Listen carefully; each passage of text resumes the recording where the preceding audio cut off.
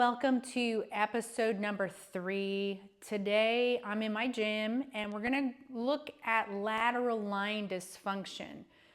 Now, in the video, it's difficult to show how to test for it, but what you need to do is find the two processes on your hip bones and find your rib cage, and you need to look in the mirror and measure, standing straight, measure which one of those is a little shorter. More than likely, on the front of your body, it's going to be your right. And so that's going to put you into a right dominancy.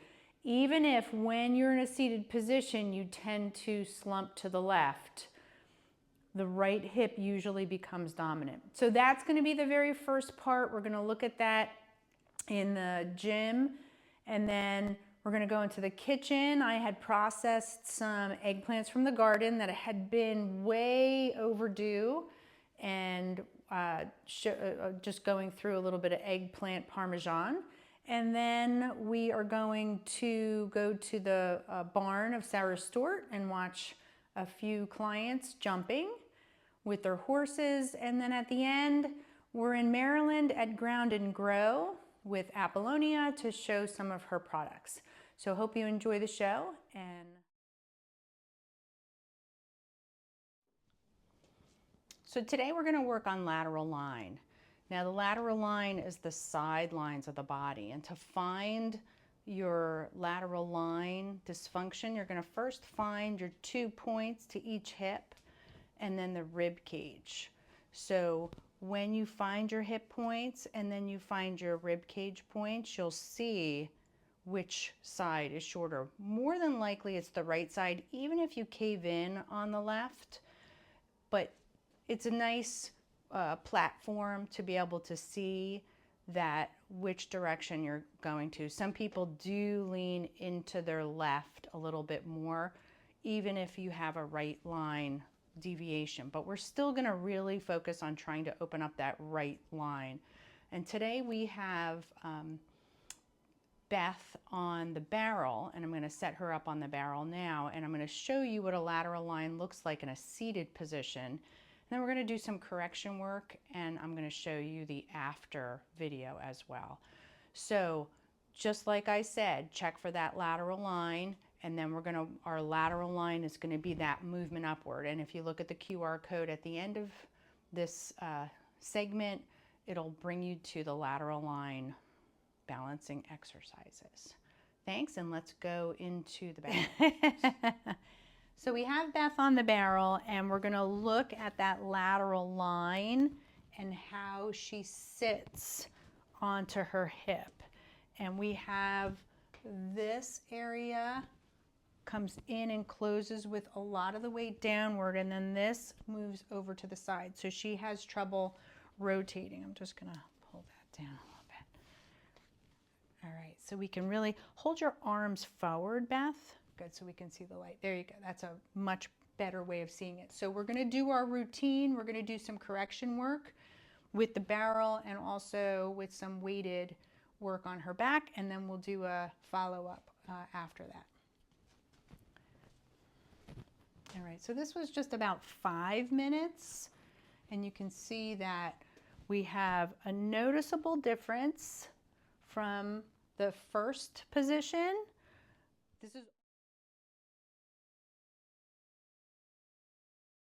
This is only 5 minutes worth of work though. So you can imagine if you continued to do this regularly, how nicely this would get the seat back in order. So very lovely. There's lateral line dysfunction, and there'll be a workout right after this. Thanks.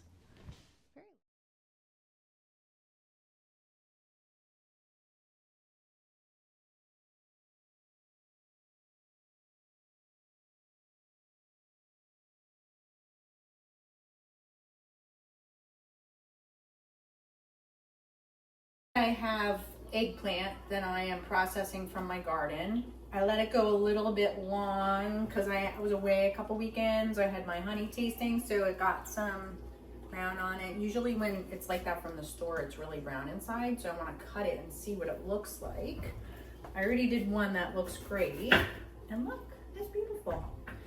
So this into breaded eggplant patties. And you can turn that, I'm gonna freeze them. So we're gonna take this, I'm gonna egg it, and you can see how beautiful my eggs look. Take a look at that. Look at that. These are my chicken eggs. Beautiful. They're like really deep orange. And then I processed my low carb bread for this batch, and I did a regular carb bread for my husband, who can eat carbohydrates but doesn't like the skin. And I told him, if you don't like the skin, you come in and you make it yourself, because I'm not peeling eggplant for you.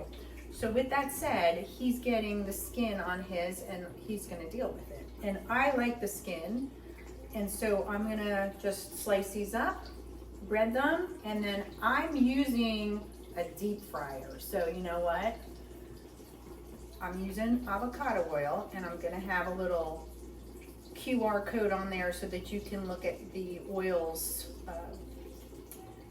video that I'm making on the informational site. And it's got a really high heat.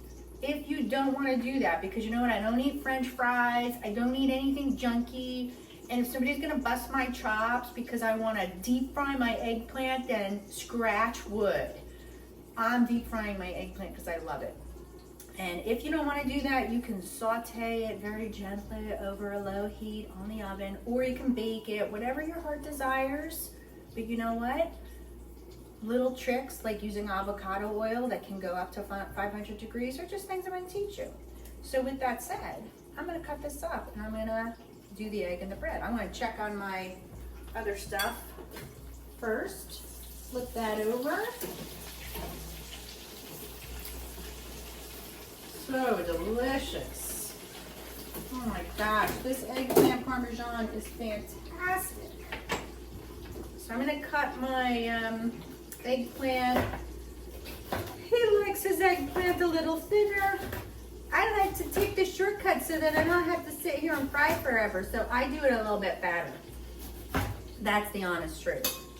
And then you just go through, if you've never done this before, this is lovely. You just go and you dip each piece of your eggplant. Look at how beautiful that is. That was like me harvesting that 2 weeks ago. That just goes to show you how long these are on the shelf at the supermarket.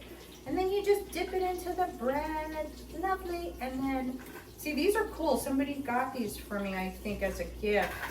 And they overlap so that the egg doesn't get all over your counter and mess up. You don't have to do as much cleanup. Ha, ha, ha. And so, yep, you just go through the whole eggplant. Now, if you love your eggplant skinned, like Jamie, then you could just take the peeler and peel it off and work fast, because sometimes it oxidizes a little bit faster and it'll get brown. But some people do like to put weights on this to get salt and weights to get some of the moisture out. You know what? I'm busy enough. I want to get this done. It tastes delicious regardless, but get as complicated as you would like. The objective here is to grow your own food. So this was homegrown. These were homegrown. I could have made the bread myself, but low carb bread is a little bit more difficult. I do make my regular carb bread, and then I'll use that for breadcrumbs. I did have to buy organic breadcrumbs today because I needed to do this today, and I didn't have any stale bread left. So that's another option, is an organic breadcrumb. All right, so with that said, I gotta take my eggplant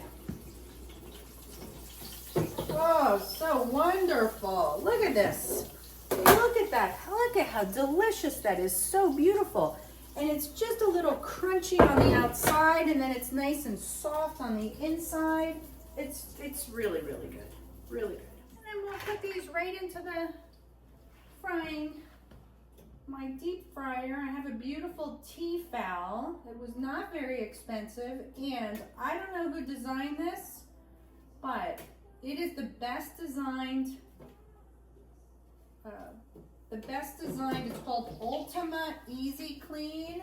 I will tell you what, I have had a lot of fryers and I've given a lot away. This one by Tefal is the best. It literally self-drains the oil. Everything is down in the bottom so that it has a filter so I can filter the oil out. And then it puts it down into the bottom and I can reuse it because it's filtered. And as long, you can use it a few times. Oil does go bad after a while, so you do have to dump it. But from that point, you certainly could use it a few times. And then the whole thing just comes apart in like 2 pieces and you clean it. It's amazing, absolutely amazing. So there's my eggplant. These are big eggplants. I never get eggplant in my garden. It's a tough one to grow because it's a little slow to start, and then by the end of the season, they're not big enough. But this year, they did fantastic. This is the 3rd one. I tried to do an Italian eggplant recipe with one, and it didn't fail, but it didn't look like what I ate when I was in Altamonte, Italy. So I gotta try it again. But I have 2 little ones outside. It's gonna go down to about 36 degrees tonight, so I'm gonna cover them up with a sheet just to see if I can get a couple more weeks while the nights start to go lower. And you can do that so that they don't get frosted.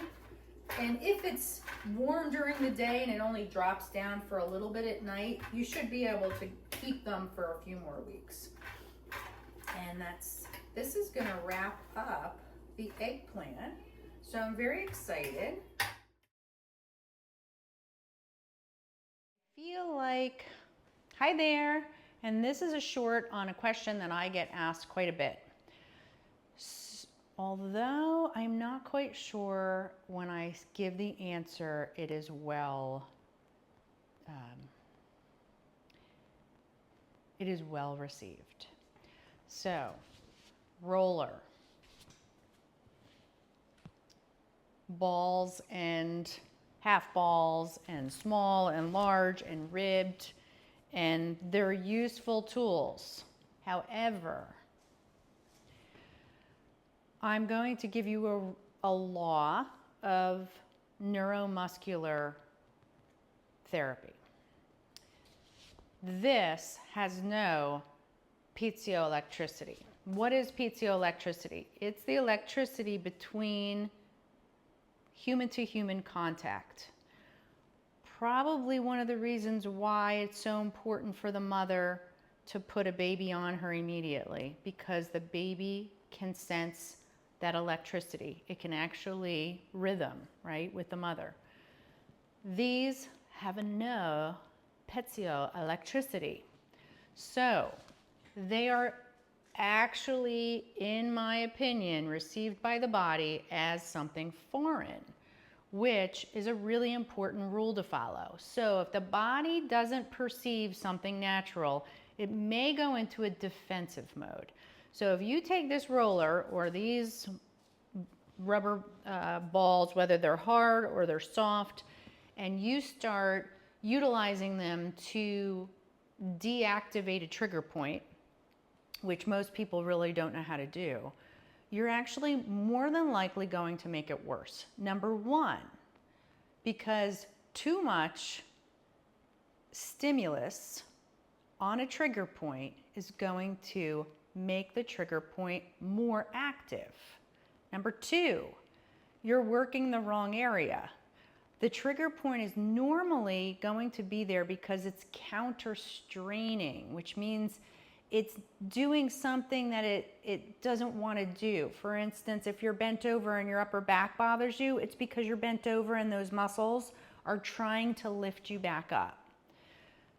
And then number three, it's going to build resistance to that muscle. So if you see me, I immediately know the people who use these improperly, because it is very difficult to get into the muscle, because the minute the muscle is touched, it goes into a reflex action. And the reflex is there on purpose. It's protecting your body. So we want to think differently. Number one, we want to think differently. I am going to show you, and I believe they're going to be immediately into the first episode, how to properly use this with a pin and a stretch and an active, isolated flexibility exercise.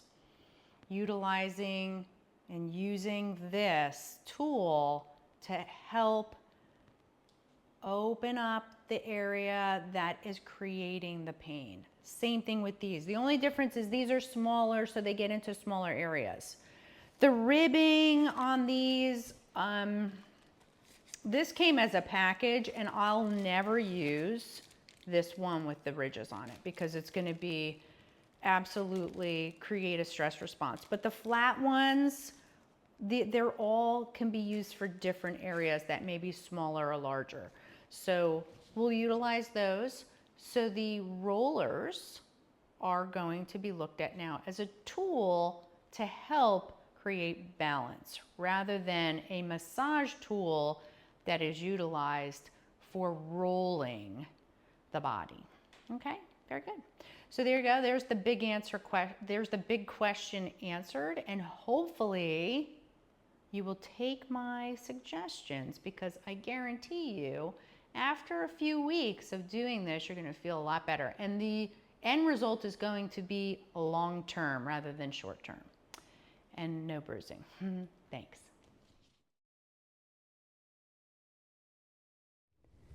So, Sarah, how long have you been doing this for? I've been doing this since I was 16 years old. I've been riding since I was a kid, but I've been teaching and coaching, starting off when I was 16 years old. A long time, yeah. And so that's like, what, 10 years? No.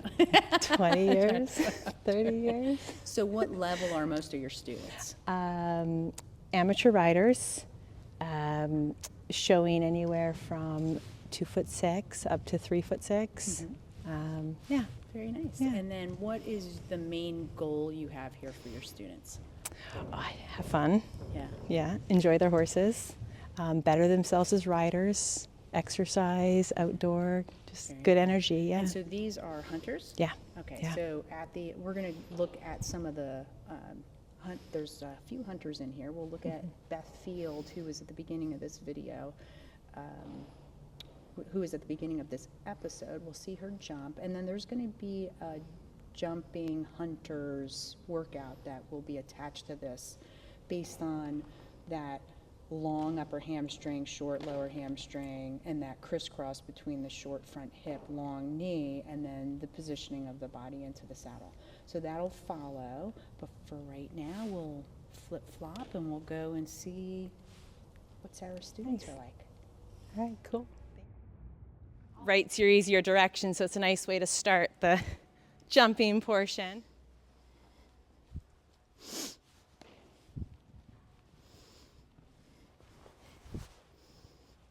A little more power.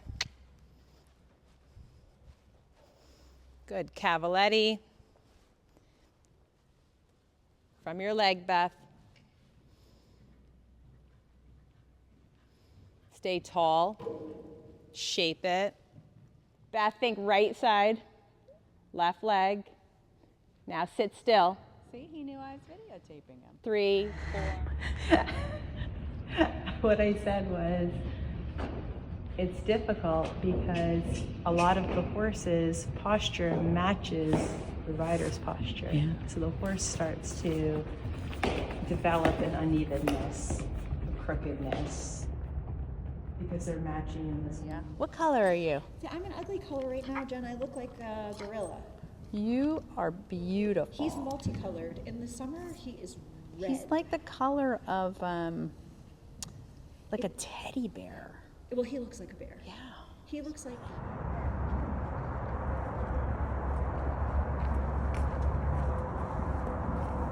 Thank you, Beth. You're welcome.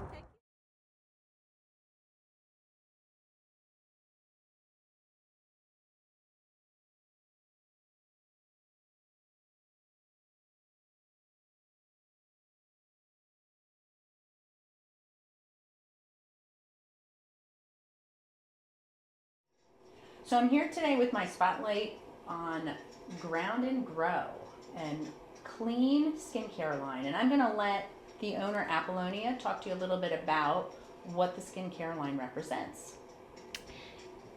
Hi.